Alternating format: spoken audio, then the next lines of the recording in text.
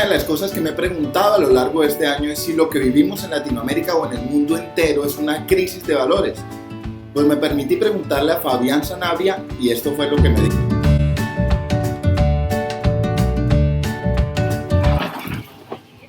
Bueno, crisis de valores, en primer lugar hay que decir que crisis quiere decir cambio. Entonces hay una transformación de los valores. Los valores generalmente no tienen una duración tan larga, tienen la duración de lo que se acostumbra a valorar. Costumbre en latín quiere decir mores y de ahí viene la palabra moral. Podríamos hablar de una transformación de la moral, es decir, de una transformación de las costumbres, de los modos de sentir, de pensar y de actuar de los individuos y de los grupos de individuos. Pero ¿cómo no va a haber una transformación de las costumbres si estamos en un mundo que transforma y se transforma en permanencia? Un mundo caracterizado por una terrible movilidad, por un acelere extraordinario en términos de tiempo. Ya nadie tiene tiempo y al mismo tiempo quisiéramos tener el don de la ubicuidad. Un acelere terrible del espacio. El mundo se abre cerrándose y ya no hay cama para tanta gente. Es decir, no tenemos dónde agrupar cantidad de individuos. No sabemos qué vamos a hacer cuando en el planeta lleguemos a 10.000 millones de individuos. ¿Cómo no va a haber también crisis de valores, crisis de costumbres, cuando no tenemos una única identidad hasta que la muerte nos separe, sino múltiples identificaciones? Cuando cada 5 minutos nos estamos tomando una fotografía de perfil de acuerdo a nuestro estado de ánimo. En el mundo contemporáneo, esos valores que antes se decían eternos, imperecederos, para siempre, que para siempre iban a estar establecidos, iban a durar, ya nada ni nadie nos los garantiza. En el mundo contemporáneo tenemos que acostumbrarnos a esa transformación, tenemos que acostumbrarnos a saber cambiar, a saber improvisar, a saber adaptarnos a las diversas circunstancias. Eso genera crisis, por supuesto, en términos de cambio, pero también en términos de puesta en cuestión de unos valores que antes se consideraban incuestionables. Ya nadie ama hasta que la muerte los separe. En Holanda, por ejemplo, las personas se casan cada 5 años y se les renueva automáticamente el contrato, de tal manera que la alcaldía les manda un telegrama a las parejas y les dice: recuerde que en 3 meses se le va a renovar su contrato. Si tiene una objeción, preséntese. Si no, se le prorroga automáticamente por otros 5 años. Entonces el mundo ha cambiado, para lo mejor y para lo peor. Uno de los problemas feroces que hay que enfrentar en el mundo de Internet, del ciberespacio, de las redes sociales, es que ya nadie da la cara, es que mandamos un emoticón, es que somos cobardes, es que preferimos tener sexo virtual a tener sexo concreto, material, de carne y hueso. Sin embargo, imaginamos más, soñamos más, fantaseamos más, deliramos más. Quizá en el futuro nuestras gafas sean la manera como vamos, o el dispositivo a través del cual vamos a responder nuestros email, nuestras cuentas de correo electrónico, simplemente haciendo un clic acá. Ya se están diseñando gafas para responder correos electrónicos. La velocidad es avasalladora.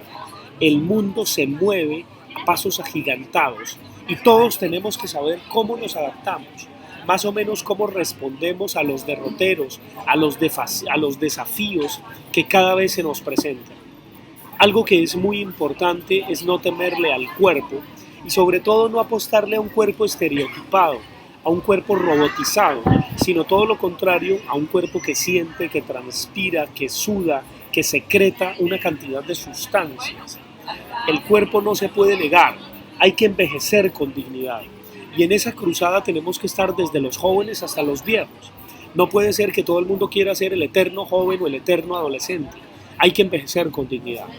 Y en esa medida también yo creo que las propuestas que surgen desde múltiples ángulos, desde múltiples disciplinas, nos convocan para que entre todos aprendamos a recomponer la sociedad, a trabajar en valores de convivencia y a saber traducir aquellos elementos políticos o religiosos que solitos no sirven, se tienen que transformar en valores éticos para que entre todos reconstruyamos la sociedad, la civilidad y sobre todo nuestras ciudades. La cultura ciudadana es algo que tiene que ver con lo representativo de las ciudades, con lo estructural de las ciudades y con el pacto que día a día celebran los habitantes de la ciudad con ella. En nuestro país, en donde prima la palada, la tajada, la mordida, los atajos, tenemos que construir civilidad y ciudadanía.